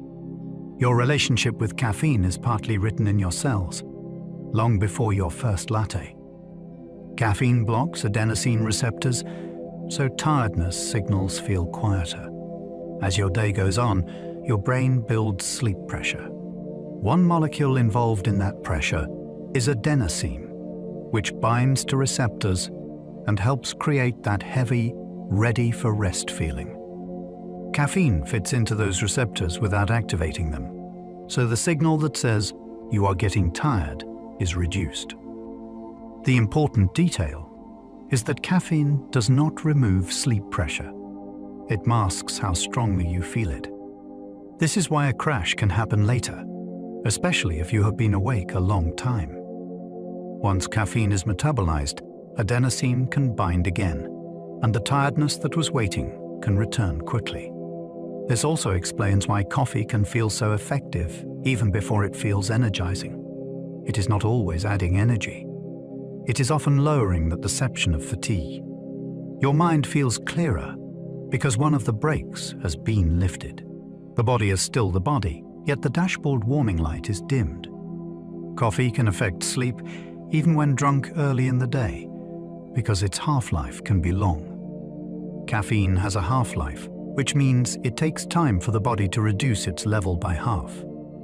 For many adults, that half-life can stretch across several hours, and it can be longer for some people. This is why an afternoon cup can still be present at bedtime, even if you feel calm. Sleep can become lighter, or it can take longer to fall asleep, or you may wake more easily. The tricky part is that you may not connect cause and effect, since the coffee was hours ago and the day felt normal. Timing is often more important than strength. A small coffee late can matter more than a stronger coffee early. People who say coffee does not affect their sleep may be judging by how fast they fall asleep, yet sleep quality can shift quietly. If you want coffee and good sleep, the simplest tool is an earlier cutoff time that matches your own body's pace. Coffee's bitterness comes from specific compounds, and roasting shifts which ones dominate. Bitterness in coffee is not one single taste. It is a chorus of compounds that rise and fall as heat reshapes the bean. Early in roasting, some bitter notes come from the bean's natural chemistry. Later, as roasting pushes deeper, new bitter compounds form while others break down into different flavors. That is why bitterness can feel clean and cocoa-like in one cup, yet harsh and ashy in another. Brewing also decides how bitterness presents itself. A balanced extraction can let bitterness act like structure, the way dark chocolate supports sweetness. An unbalanced extraction can make bitterness feel sharp and lingering, especially when very fine particles dominate the brew. It helps to think of bitterness as a tool rather than a flaw. Roasters and brewers can aim for bitterness that tastes intentional, not accidental. When it is right, it gives coffee depth and contrast, and it makes sweetness more noticeable by comparison. Coffee's acidity is flavor brightness, not simply a low pH. When people say a coffee is acidic, they often mean it tastes bright and lively, like a squeeze of citrus or the snap of a crisp apple. That sensation is not the same as measuring acidity with a pH meter. Coffee can have a similar pH across many styles, yet taste wildly different in brightness. The difference lives in which acids are present, how they balance with sweetness, and how roasting and brewing present them. A bright cup can feel clean and refreshing, especially when sweetness arrives right after the sparkle. A poorly extracted cup can feel sour, which is a different experience. That sourness often comes from under-extraction, where sweetness and deeper flavors never fully enter the drink. This is why the same coffee can taste sharp one day and beautifully bright the next, depending on grind, water temperature, and time. Brightness is a flavor shape, and it can be one of coffee's most exciting signatures. The tongue senses sweetness and bitterness, but aroma carries most flavor. If you pinch your nose and take a sip of coffee, the drink can seem strangely plain. You still sense bitterness, sweetness, and acidity on the tongue, yet the specific identity of the coffee fades. That is because much of what we call flavor is aroma, traveling up to the nose from the back of the mouth as you swallow. Coffee is especially rich in these aromatic signals, since roasting creates many volatile compounds that evaporate easily. This is why a coffee can taste like berries, nuts, or flowers without containing any of those things. Your brain is matching aroma patterns to memories. It is also why grind size matters beyond extraction. Grinding releases aroma quickly, and it is why whole beans smell quieter than fresh grounds. Brewing method plays a role too. Some methods trap aroma under foam or under a lid, while others let it rise immediately. In coffee, the nose is doing a huge share of the work, even when you think you are only tasting. Smell disappears with a cold, and coffee suddenly tastes strangely dull. A blocked nose does more than change breathing. It shuts down the main pathway that carries coffee's character. With reduced smell, coffee can seem flat, bitter, or watery, even if it is brewed perfectly. People often blame the beans, the water, or the brewer, yet the missing piece is sensory access. The tongue is still doing its job, so you can notice bitterness and a little acidity, but the vivid notes that make coffee feel alive are mostly aromatic. This can be a useful experiment even when you are healthy. Taste coffee, then hold your nose and taste again. The difference can feel startling. It reveals how much coffee is experienced through the air, not just through liquid. It also explains why aroma at the moment of brewing feels so powerful. When you can smell fully, coffee is multidimensional. When you cannot, it becomes a simpler drink. The cup did not change, but your channel of information did. Milk changes coffee chemistry because proteins bind certain bitter molecules. Adding milk is not only adding creaminess, it is changing what is available to your taste buds. Milk proteins can bind to certain compounds that contribute bitterness and astringency, which can make a coffee feel smoother and more rounded. Fat also affects mouthfeel, giving the drink weight and softness that water alone cannot provide. This is why a coffee that tastes intense as espresso can taste balanced as a latte. The milk is not merely diluting it, it is reshaping it. Temperature matters too, since warm milk carries sweetness more clearly, while overheated milk can taste cooked and blunt the cup's freshness. Different milks behave differently because protein and fat levels vary, so the same espresso can taste sharp with one choice and silky with another. This chemistry is part of coffee culture's charm. A single shot can become many drinks, each with its own texture and balance, simply because milk interacts with the compounds already present in the brew. Sugar can mask bitterness, but it also boosts perceived aroma. Sweetness does more than sweeten. It changes what you notice. When sugar is added, bitterness can feel lower, and that can open space for other flavors to step forward. Many people experience this as coffee suddenly smelling more fragrant, even though the aromatic compounds are the same. What changed is attention. The brain is no longer focused on bitter signals, so it can pick up subtler notes, like cocoa, spice, or fruit. Sugar can also affect mouthfeel by making the liquid feel slightly fuller, which can make a coffee seem richer. The amount matters. A small touch can act like seasoning, while a lot can dominate and turn everything into dessert. Culture matters too. In some places, sweet coffee is a comfort tradition, not a compromise. The fascinating part is that sweetness is not only a taste. It is a perception shaper that can reframe the whole drink, like changing the lighting in a room. Salt in tiny amounts can reduce bitterness by altering taste perception. Salt is famous for making food taste better, and coffee is no exception when used carefully.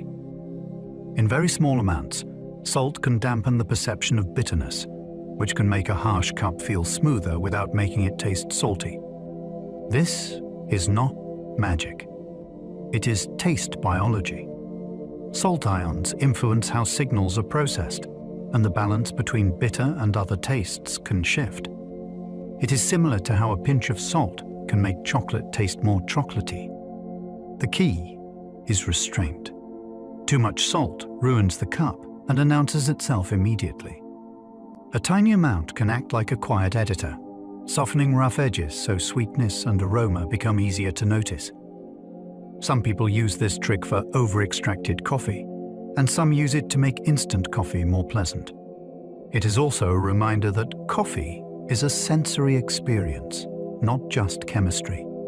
Your tongue and brain are part of the recipe, and seasoning can guide what they hear. Coffee has antioxidants, but the amounts depend on roast and brew. Coffee is not only caffeine and aroma. It also carries a range of compounds that can act as antioxidants, including chlorogenic acids and other polyphenols. The interesting part is that roasting changes this landscape.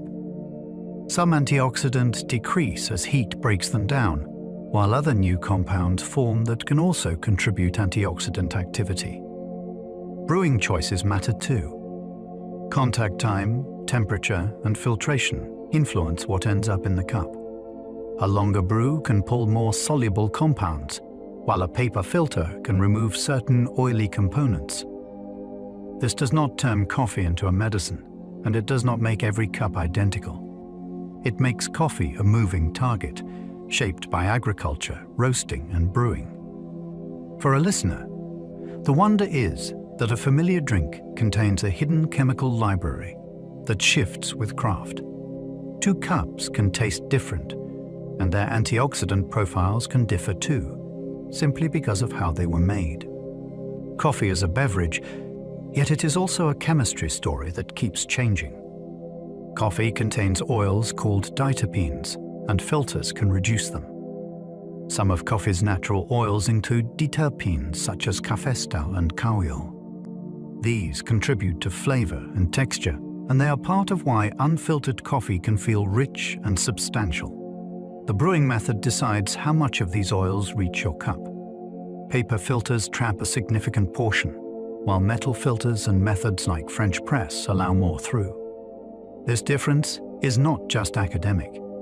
It is one reason a paper-filtered brew can taste cleaner, and a French press can taste fuller and more coating.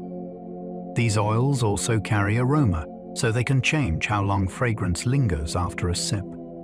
People often think of filters as a simple convenience, yet they act like a chemical gatekeeper. They decide which compounds travel onward and which stay behind with the grounds. It is another example of coffee's quiet complexity. A small equipment choice can change the drink's texture, taste balance, and even the chemical profile you consume. Instant coffee is brewed first, then dehydrated into crystals or powder. Instant coffee begins life as real brewed coffee, just made at an industrial scale, and then turned into something shelf-stable. Producers extract a strong liquid, concentrate it, and remove the water so the flavor solids remain. Two common approaches are spray drying and freeze drying. Spray drying turns liquid into a mist inside hot air, and the droplets dry in flight. Freeze drying starts colder, and it protects more delicate aromas by removing ice under low pressure. Either way, the goal is the same. Make a product that dissolves quickly, travels easily, and tastes recognizably like coffee with no grinder or machine. It also solves a challenge coffee has always faced, which is speed. Instant coffee helped bring coffee into places where fresh brewing was hard, from remote work sites to late-night dorm rooms. One spoon can create a cup in seconds, and that convenience has shaped global coffee habits. Freeze-drying preserves aroma better because it avoids high heat. Freeze-drying starts by brewing coffee, then freezing it into a solid sheet or granules. From there, the ice is removed by turning it directly into vapor under low pressure. Because the process stays cold, many aromatic compounds are less likely to be damaged or driven off by heat. That matters because aroma is where coffee's personality lives. When a freeze-dried instant coffee smells more vivid than you expected, this is often why. The method is also slow and equipment-heavy, which is why freeze-dried instant tends to cost more than spray-dried. Yet it offers something that feels almost magical. It can capture a snapshot of brewed coffee and store it for later with surprisingly little loss. For travelers and busy mornings, it can feel like carrying a small piece of a café in your pocket. It also reminds you that coffee is not only agriculture and roasting. It is food science, using pressure and phase changes to protect flavor. Espresso was popularized by machines, and engineering shaped café culture. Espresso is inseparable from the machine that makes it. Once engineers learned how to push hot water through compacted coffee using pressure, a new kind of drink became possible. Fast, concentrated, and repeatable. That speed changed café rhythm. Instead of waiting for a pot to finish, a bar could serve drink after drink on demand, each one made to order. Machines also created a new craft. Baristas began to think like technicians, watching flow, managing temperature, and tuning grind with precision. The café became a place where technology and hospitality met on the counter. Even the soundscape changed. Grinding, steaming, and the click of a portafilter became part of the atmosphere. Espresso machines did not simply improve coffee. They changed how people gathered, how long they stayed, and what they expected from a cup served in public. In many cities, the machine became a cultural symbol, a signal that coffee could be both quick and ceremonial. The word coffee traveled languages, reflecting its global journey. The name itself is a map. As coffee moved across regions, people shaped the sound to fit their own tongues, carrying a recognizable core while changing the edges. You can hear a family resemblance between words like tawa, cove, caf, cafe, and coffee, even though each language gives it a different rhythm. That similarity tells you something simple and profound. The drink spread through contact, trade, and conversation, not in isolation. A word only travels when people are using it with other people. The shifting pronunciation also shows how coffee became local. A borrowed word can become a native one, attached to new rituals and new meanings. In one place, it signals a short, strong cup. In another, it points to a long social visit. When you say the word today, you are echoing centuries of movement. The sound carries merchants, sailors, marketplaces, and kitchen tables. Coffee is global history tucked into 4 syllables. Coffee reached Europe through ports, then spread with new social rituals. Ports are where goods become habits. Bags of beans arrived alongside spices, textiles, and news, and curious drinkers turned a foreign product into a daily practice. In many European cities, coffee first lived in places where travelers and locals crossed paths, near docks, markets, and busy streets. From there, it moved inland, carried by entrepreneurs who saw that people wanted more than a drink. They wanted a setting for it. Coffee invited a new kind of pause in the day, one that did not require a meal or a celebration. It could be a brief stop or a long conversation.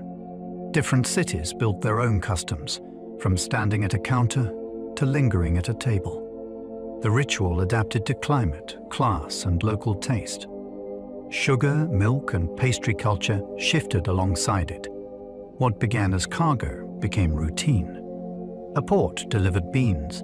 Then the city invented a new way to spend time. In some places, coffee was banned briefly because authorities feared gatherings. When people gather, ideas gather too. In certain times and places, leaders worried that coffee houses created space for criticism, rumor, and organizing. Coffee itself was not the only concern. The concern was the room it brought into existence, full of talk that could not be easily supervised. So bans appeared, sometimes framed as moral rules, sometimes as public order. They were often temporary, because demand did not disappear. People found ways around restrictions, and the drink kept returning, pulled back by habit and by the simple appeal of a warm cup in company. These bans are fascinating because they reveal coffee's social power. A beverage became politically interesting, not because it was rare, but because it was shared. When a government tries to regulate where people sit and speak, it is admitting that conversation matters. Coffee did not win by force. It won by being useful, pleasant, and hard to replace as a social glue. Coffee houses offered affordable warmth, making them early third places. A third place is neither home nor work. It is a spot where you can exist among others without having to host them or answer to them. Coffee houses became that for many people because they offered light, heat, and a reason to stay, for the price of a cup. For someone living in a crowded room or working long hours that mattered. It created breathing room in the day. You could read, write, listen, or simply be near other humans. This function is easy to overlook if you think cafes are only about taste. They are also about shelter and permission. Even today, a cafe can feel like a small public living room, with its own unspoken rules and rhythms. The drink is the ticket, but the true product is space. That is why coffee houses appear in so many cities, across so many cultures. They solve a basic human problem, which is where to go when you do not want to be alone and you do not want to perform. Some of the first stock discussions happened over coffee, not in offices. Early finance needed trust, and trust often grows in regular meeting places. Coffee houses provided a dependable setting where merchants could compare shipping reports, prices, and risk, face to face. A public room made private promises feel safer, because reputations were on display. If someone spoke carelessly, the room remembered. If someone proved reliable, the room amplified it. This is one way commerce becomes social. Information moved by conversation, not by screens, and coffee kept people alert enough to track details. The drink also made long discussions more comfortable, since it offered a reason to sit and continue. Over time, networks formed. People knew where to find the right crowd for certain kinds of deals. This does not mean coffee houses invented finance, but they helped it organize itself in public. It is a striking thought. A modern trading world has roots in ordinary cups and ordinary tables, where talk turned into numbers and numbers turned into decisions. Coffee fueled long work shifts, changing labor patterns across centuries. Coffee's role in work is partly chemical and partly cultural. A warm, caffeinated drink makes it easier to stay focused, and it offers a structured break that can fit into a busy schedule. As coffee became widely available, it helped support longer hours in settings where alertness mattered, from workshops to offices. It also changed what a break looked like. Instead of stopping only for meals, people could pause briefly, drink, and return to tasks. That pattern spread through factories, schools, and later corporate life. Coffee became a tool for managing time, not just enjoying it. It also became a marker of identity. The morning cup signaled the start of the day. The afternoon cup signaled endurance. The shift has a human side. It connects coffee to ambition, pressure, and productivity. When you hold a cup on a weekday morning, you are holding a small piece of industrial and social history, shaped by the desire to keep going. Coffee culture differs everywhere, from tiny cups to giant mugs. The same seed becomes wildly different traditions. In some places, coffee is served in small, intense portions, meant to be finished quickly. In others, it arrives as a large drink, meant to last through a commute or a meeting. The difference is not only size, it is attitude.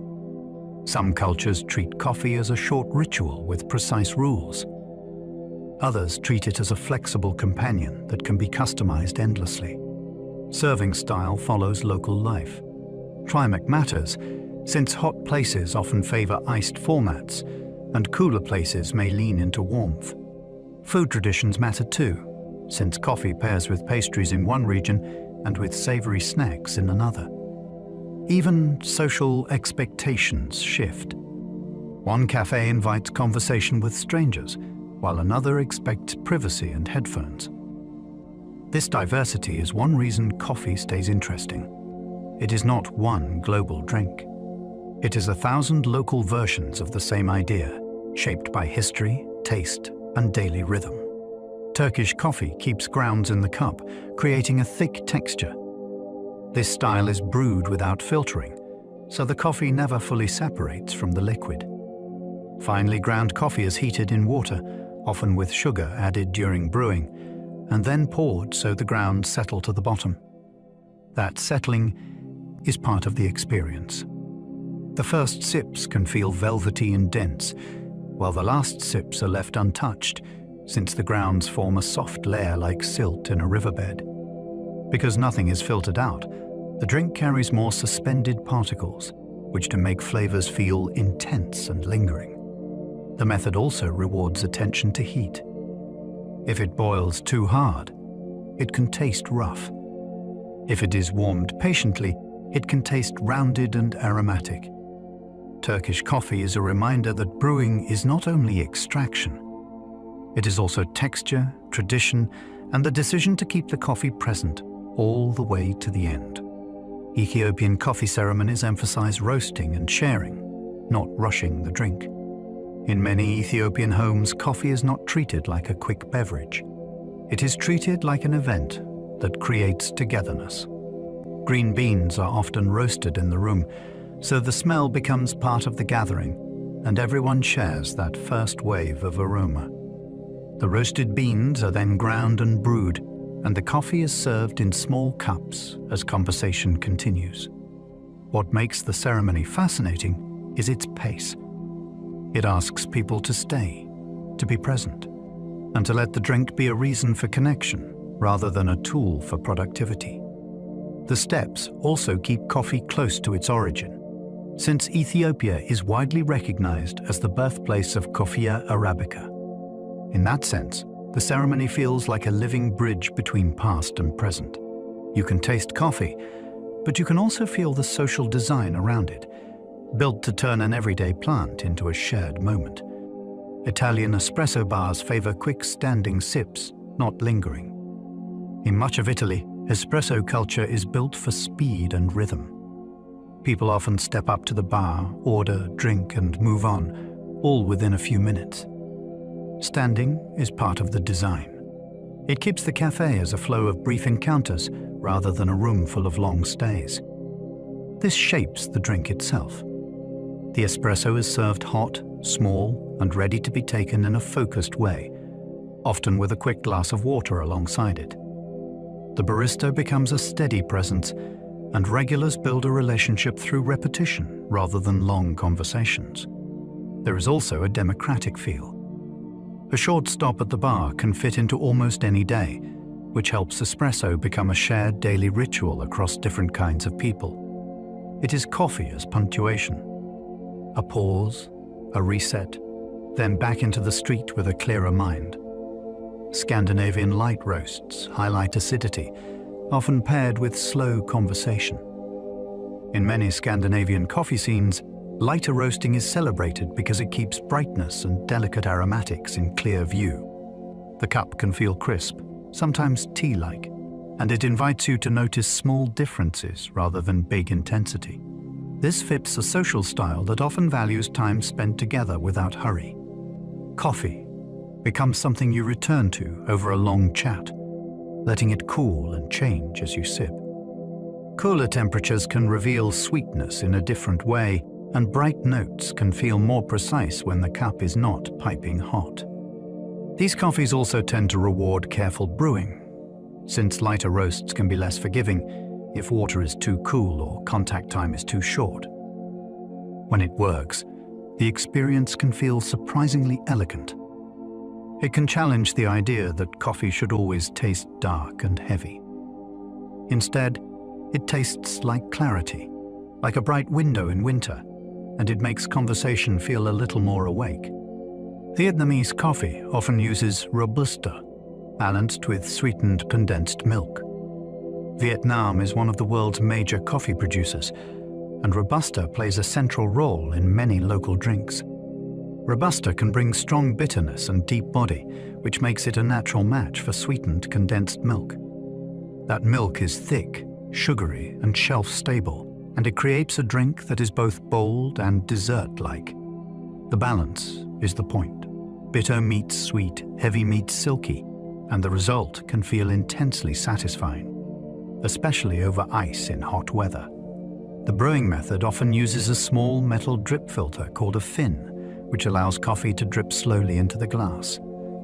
That slow drip builds anticipation, and it concentrates flavor before it meets the milk.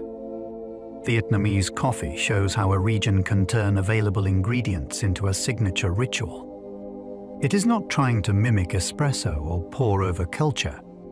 It is its own solution to climate, history, and taste, and it makes Robusta feel proud rather than second best.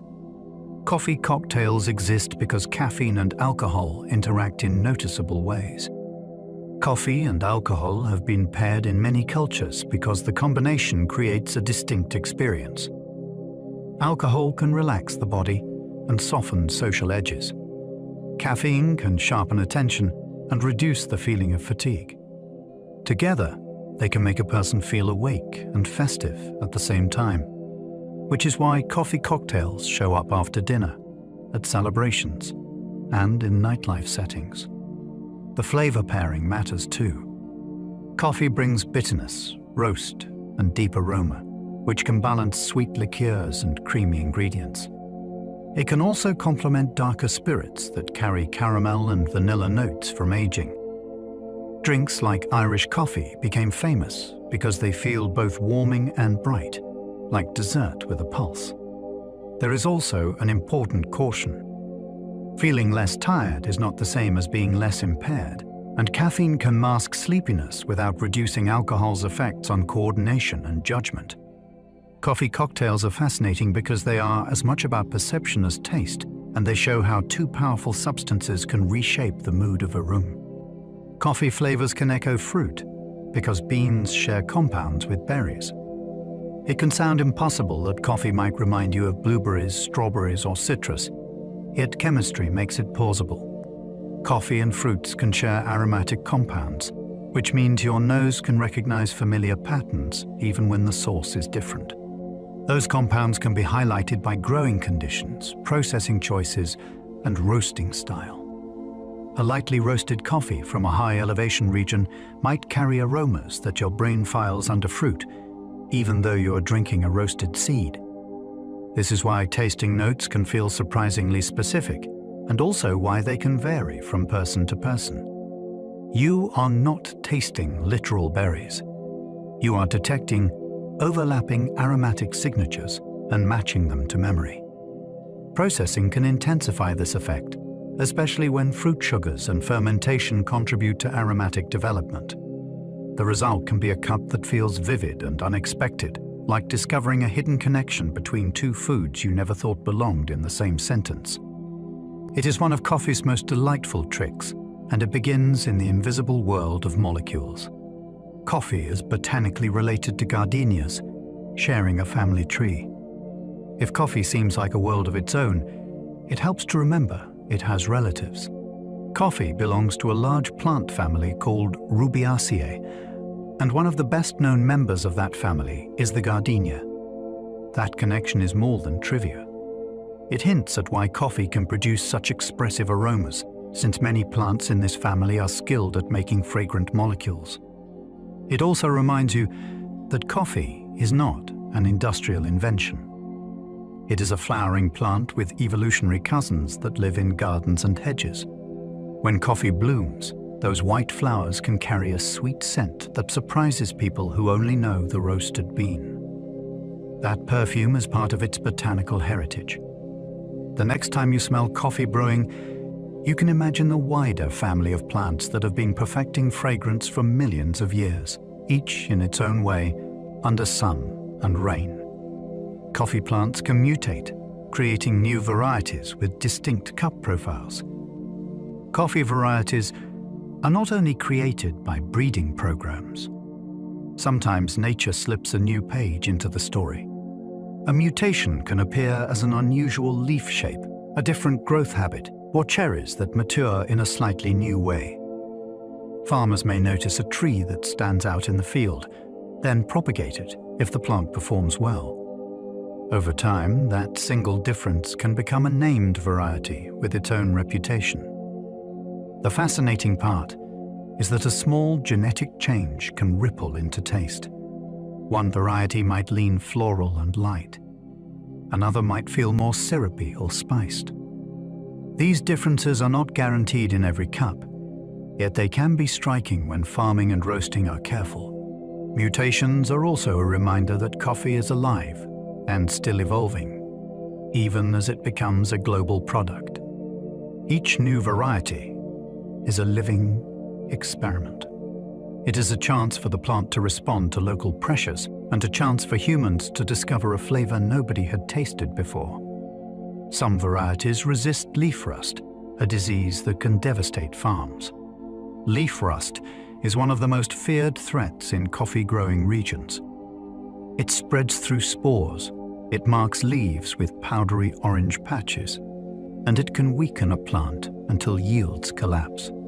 For farmers, it can mean a year of work with little to show for it.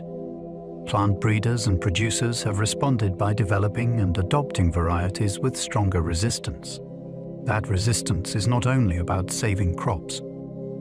It can reduce the need for chemical controls and make farming more stable in regions where resources are limited. Yet there is tension here too. A rust-resistant variety also needs to taste good, or the market will not reward the change. So the work becomes a balancing act between survival and quality. When you drink coffee from a farm that has endured rust pressure, you are tasting a crop that is not just grown. It is defended, adapted, and fought for, season after season. Climate change threatens coffee zones, pushing suitable regions upslip. Coffee is sensitive to temperature and rainfall timing. When average temperatures rise and weather becomes less predictable, some regions become harder places to grow high-quality coffee. Heat stress can reduce flowering success, pests can expand into new areas, and drought or intense rain can arrive at the wrong moment.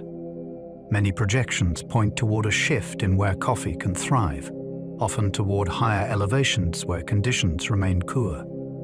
That can sound simple, but it is not. Mountains have limited space. Land use is complex. Farms cannot always move, and communities are tied to place. This is why climate adaptation in coffee is urgent and creative. Farmers experiment with shade systems, new varieties, irrigation strategies, and different harvest timing. For drinkers, it means coffee is not only a flavor story, it is a climate story. Every cup links to landscapes that are being rewritten by temperature and rain, and the future of coffee depends on how well people can adjust without losing their livelihoods. Farmers use selective picking because unripe cherries taste sharply astringent. Astringency is that drying, puckering sensation that can make a cup feel rough. In coffee, it often comes from cherries that were picked before they were ready. Unripe fruit can carry harsher compounds and less developed sweetness, and that imbalance can survive every later step. This is why selective picking matters.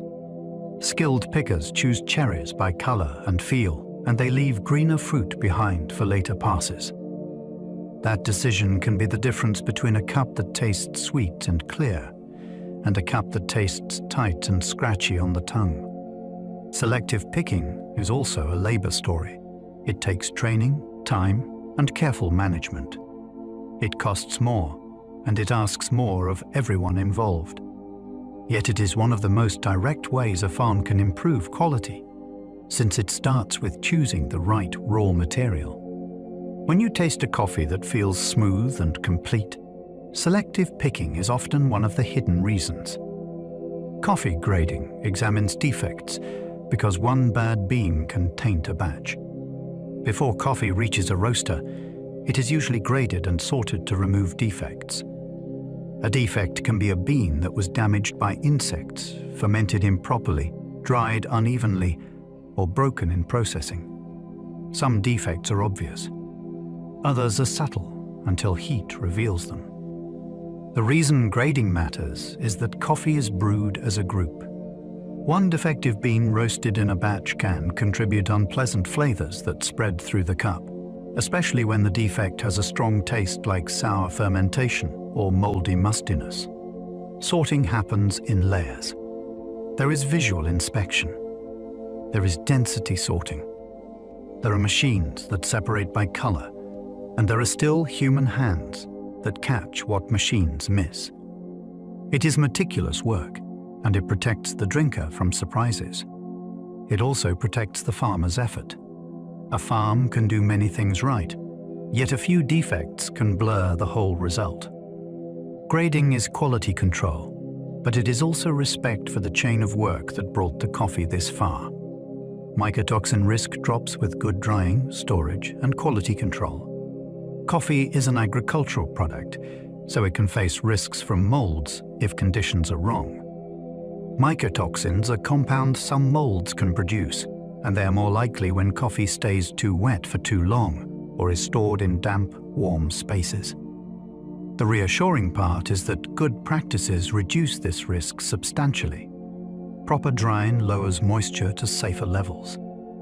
Clean storage keeps beans from reabsorbing humidity. Sorting and inspection remove visibly damaged beans that are more prone to problems. Many producers, exporters, and importers also rely on testing and quality systems, especially in regulated markets. This is why the unglamorous steps matter. Drying beds, moisture checks, warehouse conditions, and careful packaging all protect both flavor and safety. It is another reminder that coffee quality is not only taste, it is process discipline. When those systems work, you never notice them. You just notice that your coffee tastes clean and your cup feels trustworthy. Coffee grounds can enrich soil, but they are not a complete fertilizer. Spent coffee grounds feel like they should be perfect for gardens. They smell earthy, they look like compost, and they contain organic matter that soil can use. Mixed into compost or used thoughtfully, grounds can improve soil texture and help support microbial life. Yet they are not a full plant food on their own. They do not provide every nutrient in the right balance, and they can clump if applied too thickly, which can slow water movement and limit air in the soil. They can also change soil conditions in ways that vary by context, especially when a gardener is using them repeatedly in one spot. The best approach treats grounds as one ingredient among many.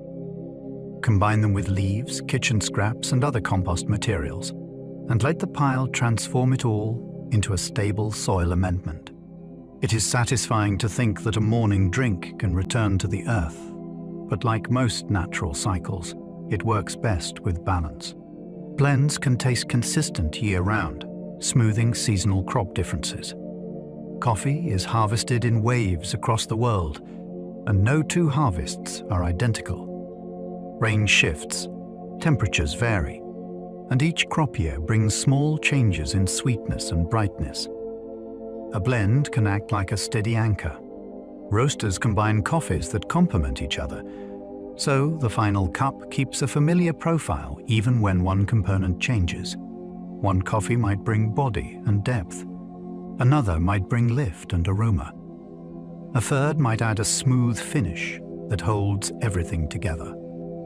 This is why many cafes build their identity around a house blend, especially for milk drinks where balance matters more than delicate detail.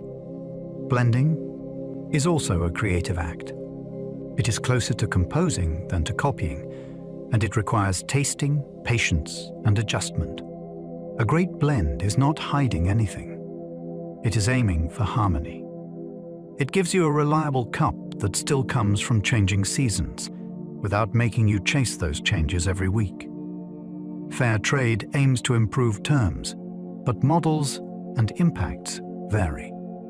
At its heart, it is an attempt to make trade less punishing for farmers, especially when market prices fall or when buyers hold too much power. Many fair trade systems involve standards, audits, and a premium intended to support producers and community projects. Often, coffee is sold through cooperatives, which can strengthen bargaining and help farmers share resources. Yet results are not identical everywhere. Certification rules differ, participation costs money, and not all coffee from a certified farm is sold under the label. Some buyers pay more than fair trade without using the mark, through direct relationships or other sustainability programs. The important idea is that coffee is not just flavor. It is also a chain of agreements. Fair trade is one approach to improving that chain, and it works best when it is paired with transparency, long-term commitment, and real attention to how money and risk move through the system. Specialty coffee relies on cupping, a standardized tasting and scoring method. Cupping is a shared language for quality, so people across countries can discuss a coffee with some consistency. The setup is simple, yet disciplined. Coffee is ground, placed in bowls, and hot water is poured over it. After a set time, tasters break the floating crust and smell the burst of aroma. Then they taste repeatedly as the coffee cools, since temperature changes what you notice. Judges pay attention to fragrance, clarity, sweetness, balance, and aftertaste. They also watch for defects that can dull or distort flavor. Cupping matters because it creates calibration. A farmer, a buyer, and a roaster can all taste the same coffee and agree on what it is, even if they have different preferences. It is also a moment of discovery. One table can hold coffees from many regions, and in a single session, you can taste how processing and variety show up in the cup. Cupping uses slurping to spread liquid, boosting aroma perception. It can sound impolite, yet it is a technique with a clear purpose. When you slurp, you pull coffee and air together, and that turns the liquid into a fine spray across the tongue and the roof of the mouth. More surface contact means more flavor perception. The added air also helps aromatic compounds travel upward into the nose through the back of the throat, which is where much of coffee's detail is experienced. Slurping also cools the liquid slightly, which makes it possible to taste safely while still capturing warm aromas. In a cupping room, The sound is constant because tasters are trying to be fair to every sample. They want the same delivery, the same intensity, and the same chance to notice subtle differences. It is a reminder that tasting is not passive. It is a controlled action that changes what you can detect, like adjusting focus on a camera. Coffee tasting uses a flavor wheel, mapping common sensory notes. Coffee can be hard to describe without falling back on vague words like strong or smooth. A flavor wheel gives structure. It starts with broad categories like fruity, floral, spicy, or nutty. Then it branches into more specific descriptions that help people communicate. This matters in real life. Farmers and roasters use shared terms to discuss quality and to track how changes in processing or roasting affect the cup. Baristas use it to guide customers toward coffees they might enjoy. It also trains attention. When you learn a vocabulary, you start noticing more. The way a musician hears harmonies, once they know what to listen for. The wheel does not force everyone to taste the same thing. It gives a set of reference points so conversations become clearer. It can also make coffee more fun. A cup becomes a small puzzle. You taste, you compare, you choose words, and the drink turns into an experience you can actually name. Coffee can taste salty from water issues, not from the beans. If a cup tastes oddly briny, it can be tempting to blame the roast or the cafe. Sometimes the real cause is the water. High sodium in the local supply, a water softener that is not tuned well, or certain mineral imbalances can create a salty impression. Even plumbing and storage can play a role, especially if water picks up tastes on its way to the kettle. Saltiness can also show up when extraction is uneven, because the balance of flavors shifts and strange notes become easier to notice. This is why troubleshooting coffee often starts with tasting the water on its own. If the water tastes off, coffee will magnify it. The comforting part is that the fix can be simple. Better filtration, different water, or a small change in maintenance can bring the coffee back to life. A salty cup is often not a mystery of beans. It is a clue about the unseen ingredient. Over-extraction tastes drying and bitter, while under-extraction tastes sour and thin. Brewing is a timed release. Different compounds leave the grounds at different moments, and the cup changes as extraction progresses. If you pull too much, the later compounds can dominate, and the coffee can feel astringent, rough, and overly bitter. If you pull too little, the early acids arrive without enough sweetness and depth to support them, and the cup can feel sharp, watery, or hollow. The useful skill is diagnosis.